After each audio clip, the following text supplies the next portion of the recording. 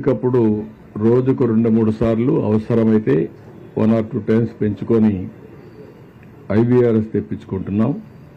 ప్రజల అభిప్రాయాలు కూడా తీసుకుని ఏ విధంగా ప్లానింగ్ చేయాలి, ఏ విధంగా ఎక్కడెక్కడ మిస్ అయింది, అవసరమైతే సచివాలయం వారిగా ఫోన్ నెంబర్లు కూడా పంపించి ఎక్కడైతే ఫుడ్ అందలేదో అవి కూడా చేపించే కార్యక్రమాలకు శ్రీకారం చుట్టాం. ఇంకొక పక్కన క్వాలిటీ ఆఫ్ ఫుడ్ కూడా టెస్ట్ చేస్తున్నాం. నిన్న కొన్ని ప్రాంతాల్లో వచ్చిన ఫుడ్ సరిగా లేదంటే దాన్ని కూడా డిస్కంటిన్యూ చేశాం. ఏది కూడా ఒక పద్ధతి ప్రకారం చేయడానికి అనేక చర్యలు తీసుకుంటున్నాం. ఇంకొక పక్కన ఎక్కడన్నా ప్యానిక్ రియాక్షన్ కానీ అనుమానాలు ఉంటే అవన్నీ కూడా నివృత్తి చేస్తున్నాం. నేను అది కూడా మాట్లాడతాను. ఈరోజు పైన పడిన వర్షంతో ఇంకా బుడమేరు బ్రీచెస్ని క్లోజ్ చేయలేకపోయారు. మార్నింగ్ లోకేష్ గారు రామానాయుడు అక్కడే ఉన్నారు, వెళ్లి దాన్ని క్లోజ్ చేయడానికి అన్ని విధాల ప్రయత్నం చేస్తున్నారు. రోడ్డు అయితే ఫామ్ చేశారు, ఒక బ్రీచ్ కూడా క్లోజ్ చేశారు, ఇంకా 2 బ్రీచెస్ ఉన్నాయి. They are working on that. దాని కింద కూడా ఏమి ఉన్నాయి అవన్నీ వర్క్ చేయడానికి ముందుకు పోతున్నారు. ఆ డీటెయిల్స్ కూడా విల్ గివ్ యూ. ఇంకొక పక్కన ఎలక్ట్రిసిటీ అయితే ఏ సబ్ స్టేషన్లో ఏ ట్రాన్స్ఫార్మర్ దగ్గర వాటర్ లేకపోతే అవి ఛార్జ్ చేసుకుంటూ ముందుకు వెళ్తున్నారు. సాయంత్రానికి చాలా వరకు కొన్ని వస్తాయి. నీళ్లుంటే మాత్రం ఈ షార్ట్ సర్క్యూట్ కానీ లేకపోతే ఏదైనా ప్రమాదం ఉంటుందని ఉద్దేశంతో జాగ్రత్తగా వెళ్తున్నారు. ఇంకొక పక్కన మున్సిపాలిటీ వాటర్ సప్లై కూడా ఒక పక్క ట్యాంకర్స్ 182 ట్యాంకర్లు పనిచేస్తున్నాయి. పెద్ద ఎత్తున వాటర్ కూడా సప్లై చేస్తున్నాం. ఈ 2 సప్లై చేస్తున్నాయి. ఎక్కడికక్కడ మున్సిపల్ వాటర్ సప్లై కూడా ఆపరేట్ చేయడం ప్రారంభించారు. దీనివల్ల 1-2 రోజులు ఆ నీళ్లు వాడడానికి వీలు లేదు. టెస్ట్ చేయాల్సిన అవసరం ఉంది. క్వాలిటీ మీద బురద ఉంటుంది, ఇలాంటివన్నీ ఉంటాయి కాబట్టి అవన్నీ సప్లై ఒక టెస్టింగ్ అయిన తర్వాతనే ఎప్పుడు వాడాలి కూడా చెప్తారు. కానీ స్నానానికి ఇటుకు వాడుకోవడానికి అవకాశం ఉంటుంది. ఇంకొక పక్కన 62 మెడికల్ క్యాంపులు కూడా పెట్టాం. ఈ మెడికల్ క్యాంపులు కూడా పెట్టి అక్కడక్కడే వాళ్ళకి కావాల్సినవి కూడా ఇస్తున్నాం. ఇప్పటికే ఒక 50 దాకా ఫైర్ ఇంజిన్స్ వచ్చాయి. ఏవైతే ఇండ్లన్నీ కూడా క్లీన్ చేయడం పని ప్రారంభించారు. 2050 ఇంకొక 40-50 వస్తాయి. ఒక 100 పైన ఫైర్ ఇంజిన్స్ వచ్చి ఎక్కడికక్కడ ఈ బురద కానీ ఇన్సైడ్ హౌస్ అన్ని కూడా క్లీన్ చేసే బాధ్యత ఫైర్ ఇంజిన్స్ అన్నిటికీ అప్పచెప్పాం. ఆ పని కూడా చేస్తున్నారు. ఇంకొక పక్కన ఏదైతే 2100 మంది శానిటేషన్ వర్కర్స్ కూడా దించాం. వీళ్ళు కూడా ముమ్మరంగా పనిచేస్తున్నారు. ఇంకొక పక్కన ఏవైతే ప్రొక్లైన్స్ కూడా పెట్టి అదే మరి టిప్పర్స్ కూడా పెట్టి వేస్ట్ ఎక్కడైతే ఉంటుందో అవన్నీ కూడా క్లీన్ చేసే కార్యక్రమాన్ని పెద్ద ఎత్తున కూడా చేయమన్నాం. ఎక్కడ కూడా అపరిశుభ్రమైన ప్రాంతాలు లేకుండా చేయడం కోసం. ఇంకొక పక్కన ఎక్కడైనా కానీ మనుషులు చనిపోయి ఇంకెక్కడ బాడీస్ ఉంటే అవన్నీ తీసుకొచ్చే విధంగా పోస్ట్ మార్టం కూడా పూర్తి చేసి వాళ్ళ యొక్క బంధువులకు అప్పచెప్పే బాధ్యత కూడా తీసుకున్నాం. ఈ రోజు చనిపోయిన వాళ్ళందరికీ 5 లక్షల రూపాయల ఎక్స్గ్రేషియా కూడా లీగల్ హైర్స్ ఎవరైతే ఉన్నారో వాళ్ళందరికీ అని చెప్పి స్పష్టమైన ఆదేశాలు ఇచ్చాం. ఇది కాకుండా ఎక్కడైనా ఎనిమల్ బాడీస్ కనుంటే అవి కూడా ఏ విధంగా చేయాలనో సైంటిఫిక్గా డిస్పోజ్ చేయడానికి ఒక కార్యక్రమం ఇచ్చాం. అది కూడా అనిమల్ హస్బెండరీ డైరెక్టర్ ఆధ్వర్యంలో ఈ పని కూడా చేస్తున్నారు. ప్రతిరోజు నేను ముందు చెప్పినట్టు రోజుకు 3 సార్లు ఐవీఆర్ఎస్ తెప్పించుకుంటున్నాం. దాన్ని బేస్ చేసుకుని అన్ని కార్యక్రమాలు చేస్తున్నాం. దగ్గర 32 మంది ఐఏఎస్ ఆఫీసర్లు పనిచేస్తున్నారు.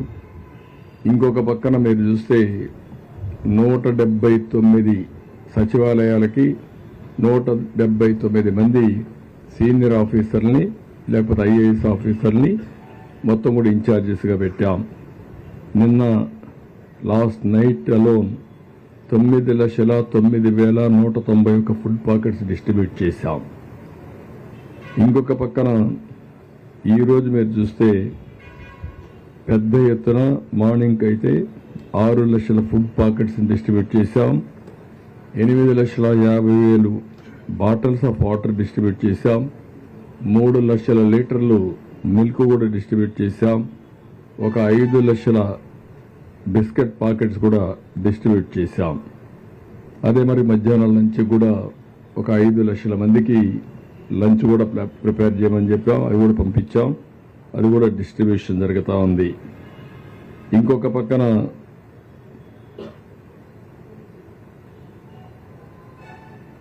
ఫీడ్బ్యాక్ కోసమైతే నాకు కూడా చాలా బాగా ఇస్తున్నారు. కానీ ఒకటే అందరిని రిక్వెస్ట్ చేస్తున్నా, మీరు కూడా నేర్చుకొని కొంత ప్రాపర్ ఫీడ్బ్యాక్ కానీ నాకు ఇవ్వగలిగితే నేను కొంతమందితోనే మాట్లాడగలుగుతున్నా. కానీ అందరూ ఫీడ్బ్యాక్ ఇస్తే ఆ ఫీడ్బ్యాక్ మేము అనలైజ్ చేసి ఏ విధంగా చేయగలుగుతామో అవన్నీ చేయడానికి ముందుకు పోవడానికి అవకాశం ఉంటుంది. ఇది కూడా చేయాల్సిన అవసరం ఉంది. గర్భిణీ స్త్రీలు కొంతమంది ఇబ్బంది ఉందని చెప్పి ఇన్ఫర్మేషన్ వస్తూ ఉంది. అందుకే వాళ్ళందరినీ కూడా ఏ విధంగా ఆదుకోవాలనో ఆ నెంబర్ కూడా తీసుకోమన్నాం. ఎక్కడెక్కడున్నారో లొకేషన్ కూడా ఐడెంటిఫై చేయమన్నాం. అవసరమైతే వాళ్ళు ప్రత్యేకంగా హాస్పిటల్లో చేర్చడం కానీ లేకుంటే ఏం చేయాలనో అన్ని విధాలు ఆదుకోవడం కోసం ముందుకు పోతున్నాం. ఈ సమయంలో ఎవరైతే ఈరోజు మనం చూస్తే బుడమేరు, ఈరోజు మార్నింగ్ కూడా కొద్దిగా పైన వర్షాలు పడ్డాయి. నేను అన్ని సోర్సెస్ ద్వారా వెరిఫై చేశాను. ఇప్పుడు మా వాళ్ళ పార్టీ వాళ్ళు కూడా చెప్పి చిన్ని ఆధ్వర్యంలో, ఎంపీ గారి ఆధ్వర్యంలో పైన ఎక్కడి నుంచి ఇన్ఫ్లో ఏం వస్తుందో కనుక్కోమన్నాను. డిపార్ట్మెంట్ సోర్సెస్ ద్వారా ఇన్ఫర్మేషన్ తెప్పించాం. వాసార్ ల్యాబ్లో కూడా వాళ్ళు ఒక అసెస్మెంట్ చేస్తారు. ఆ అసెస్మెంట్ చేసి పైన పడిన వర్షపాతం, క్యాచ్మెంట్ ఏరియాలో ఎంత వర్షం పడతా ఉంది, ఆ నీళ్లు ఇక్కడికి వస్తే ఎంత ఇక్కడ అంటే ఫ్లడ్ ఏరియాలో ఎంత పెరుగుతుంది అనేది కూడా అసెస్ చేస్తున్నాం.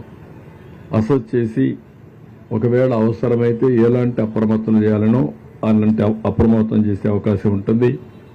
7 మిల్లీమీటర్స్ క్యాచ్మెంట్ ఏరియాలో వర్షం పడింది. దీనివల్ల ఒక 5,000 నుంచి 7,000, 8,000 క్యూసెక్స్ ఆఫ్ వాటర్ వచ్చే అవకాశం ఉంటుంది. అది కూడా 3-4 గంటలే వస్తుంది.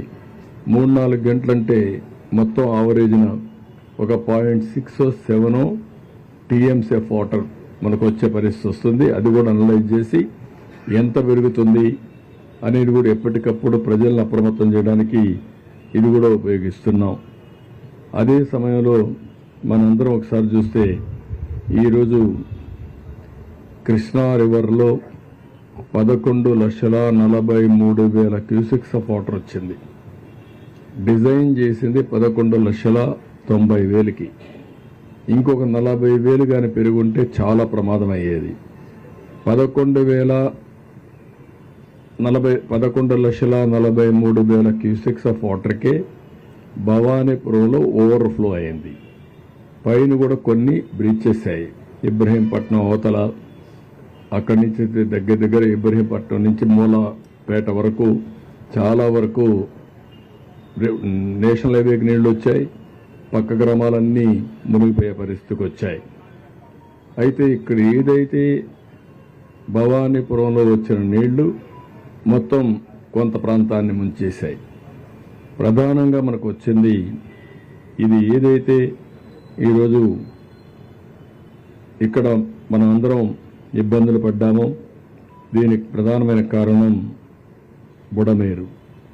ఈ బుడమేరు అనేది ఎన్నో సంవత్సరాలుగా ఒక సమస్యగా తయారైంది విజయవాడకి. దీన్ని ఒకసారి చూసినప్పుడు ఈ సింగ్ నగర్ కానీ ఇవన్నీ కూడా చూస్తే బుడమేరుకి రెడ్డిగూడెం నుంచి కోతులవాగని, అదే మాదిరిగా గంగనేని నుండి పులివాగని, మునగపాడు నుంచి భీమవాగని, మాధవరం నుంచి లోయవాగని, గడ్డుమడుగు లోయ ప్రాంతం నుండి దొర్లింత వాగని, ఇలాంటివన్నీ చిన్న చిన్న వాగులన్నీ కలిసి అది బుడమేరుగా వచ్చే అవకాశం వచ్చింది. అయితే 20 సంవత్సరాలుగా విజయవాడ టౌన్ కూడా అభివృద్ధి అవుతా ఉంది. అక్రమణలు కూడా పెరిగిపోయినాయి. ఏదైతే ఈ యొక్క బుడమేరు నేరుగా వెళ్ళి కొల్లేరు సదర్స్కు ఈ నీళ్లు పోవాల్సిన అవసరం ఉంది. దానికి కూడా ఈ నీళ్లన్నీ కూడా అక్కడ ఎర్రవాగు ఉంది, ఆ నీళ్లు కూడా వస్తాయి. దానికంటే కూడా ఈ వాగు నుంచి వచ్చే నీళ్లు అక్కడ ఉపయోగపడతాయి. కానీ ఏదైతే ఎక్కువగా ఎక్కడికక్కడ కట్టడాలు కట్టి అసలు వాగును పూర్తి చేసే పరిస్థితికి వచ్చారు. ఇది మనం చూసినప్పుడు ఒరిజినల్గా 11,000కి ఇది డిజైన్ చేశారు. ఇప్పుడు 70,000 క్యూసెక్స్ ఆఫ్ వాటర్ వచ్చే పరిస్థితి వచ్చింది. ఈ 70,000 క్యూసెక్స్ ఆఫ్ వాటర్ వచ్చినప్పుడు ఏ విధంగా నీళ్లని కిందికి తీసుకుపోవడం అనేక విధాలుగా అనేక సంబంధాల్లో ఆలోచించారు. 1970లోనే దీన్ని రిపేర్ చేయాలని కూడా కొంత ప్రయత్నం చేశారు, ఎక్స్పాండ్ చేయాలనుకున్నారు. కానీ రాజశేఖర రెడ్డి ముఖ్యమంత్రిగా ఉన్నప్పుడు 2007-8లో బుడమేరు ప్రవాహాన్ని కుడికాలకు మళ్లించాలని చెప్పి ఒక ప్రతిపాదన చేశారు. అది కూడా ఏమాత్రం పోలవరం రైట్ మెయిన్ కెనాల్కి తీసుకురావాలని ప్రయత్నం చేశారు. అది కూడా ప్రారంభించి మధ్యలో వదిలిపెట్టారు. అక్కడ BTPSలో ఏదో సమస్యలు వచ్చాయని. ఆ తర్వాత మనం చూస్తే దీని మీద ఒకేసారి వెలగలేరులో రెగ్యులేటరీ ఒకటి కట్టారు.